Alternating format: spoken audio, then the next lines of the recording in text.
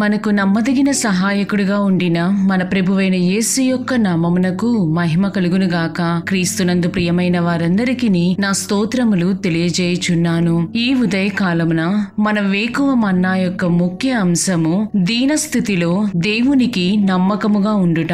దీని ధ్యానార్థమై మనము అపోస్తలుడైన పౌలు కొరింథీయులకు రాసిన 2వ పత్రిక 4వ అధ్యాయము 8-9 వచనముల వైపు మన పరిశుద్ధ గ్రంథమును త్రిప్పెదముగాక.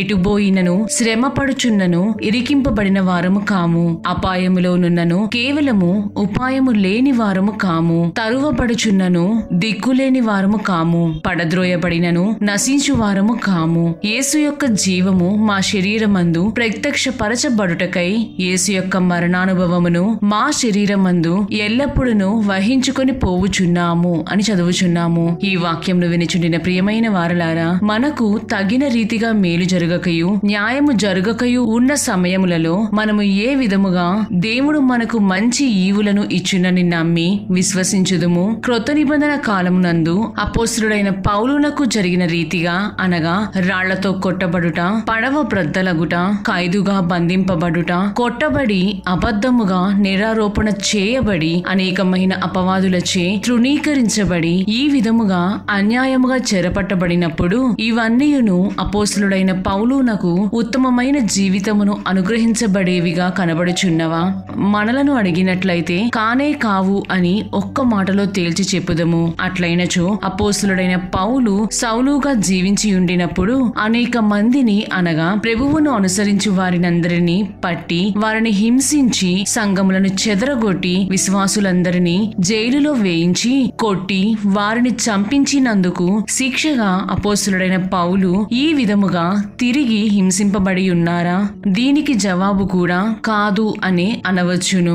నిజం చెప్పవలనంటే అపోస్తలుడైన పౌలు వెళ్ళుచున్న మార్గములలో సాతానుడు అతనిని ఆటంకపరచవలనని చూచుచున్నాడు. అదే విధముగా మన యొక్క విశ్వాస మార్గములలో సైతం వాడు మనలను కూడా చెదరగొట్టి మన పూర్వ స్థితికి లేదా పూర్వ జీవితమునకు ఈడ్వవలెనని వాడు బహుగా వేచియుండును అని మనము జ్ఞాపకముంచుకొనవలెను. ప్రియమైన దేవుని జనమా, మనము పరిశుద్ధ గ్రంథమునందలి యోబు జీవితమును గమనించినట్లయితే ఆ తండ్రిచే అనుమతి పొందిన సాతానుడు యోబు దగ్గర నుండి సమస్తమును తీసుకొనుటకు, అనగా అతని కుటుంబమును, ఆస్తులను, ఆరోగ్యమును సైతం తీసుకొనిన పిదప యోబు దేవుని దూషించవలెనని సాతానుడు వాంఛించెను.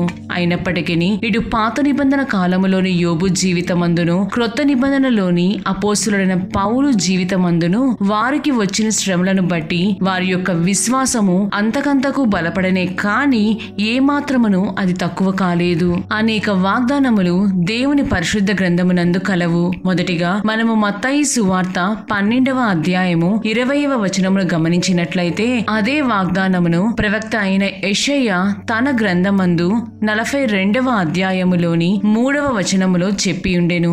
నలిగిన రెల్లును అతడు విడువడు, మకమకలాడుచున్న జనుపనార వత్తిని ఆర్పడు అని చదువుచున్నాము. ప్రవక్త అయిన యెషయా చెప్పిన వాగ్దానమే ప్రభువైన యేసు యొక్క నినాదము కూడా. అపోస్తలుడైన పౌలు సైతం తమ యొక్క మృతతుల్యమైన శరీరముల ద్వారా దేవుడు ఏ విధముగా తన యొక్క శక్తిని ప్రకటించునో వారు వెళ్ళుచున్న శ్రమల ద్వారానే బయలుపరిచియున్నారు. అది మూల వాక్యము ద్వారా చెప్పబడి ఉన్నది. ప్రియమైన దేవుని బిడ్డ, నేడు నీవు నీ జీవితములో ఏమీ చేయకయే ప్రభువు వలెనో లేదా అపోస్తలుడైన పౌలు వలెనో అన్యాయమైన తీర్పును పొంది కన్నీరు విడుచుచున్నావా? నీ వైపు వాదించువారు గాని నిన్ను బలపరచువారు కాని ఎవరూ లేక కుమిలిపోచున్నావా? ప్రభువును చూడుము. అన్యాయముగా తీర్పు పొందినను అనేక మందిచే ఇరికింపబడినను వదకు తేబడిన గొర్రెపిల్ల వలె మౌనముగా తన్ను తాను అప్పగించుకొని ఉన్నారు. ఆయన ఆ విధముగా ఆ కల్వారి శిలువలో సహించుకొని ఉన్నారు కాబట్టియే తిరిగి 3వ దినమున జయవీరుడుగా లేచియున్నారు. మనలను నడిపించు ప్రభువు సజీవుడును మనము దీన స్థితిలోను విడిపింపబడలేని స్థితిలో ఉండి మనమైనను ఆయనకు నమ్మకముగా ఉండినట్లయితే మనలను తప్పక విడిపించదరని రూఢీగా విశ్వసించవలెను. ఆ విధముగా ఈ లోకములోని శ్రమలను జయించి ఆ పరలోకములో ప్రభువైన యేసుతో ఆ మహిమగల సింహాసనమును అధిష్ఠించుటకు గాను ప్రభువే మనందరికీ సహాయము చేయుదురుగాక. దేవుడు మిమ్ములను మరియు మీ కుటుంబములను దీవించి కాచి కాపాడుదురుగాక. ఆమేన్.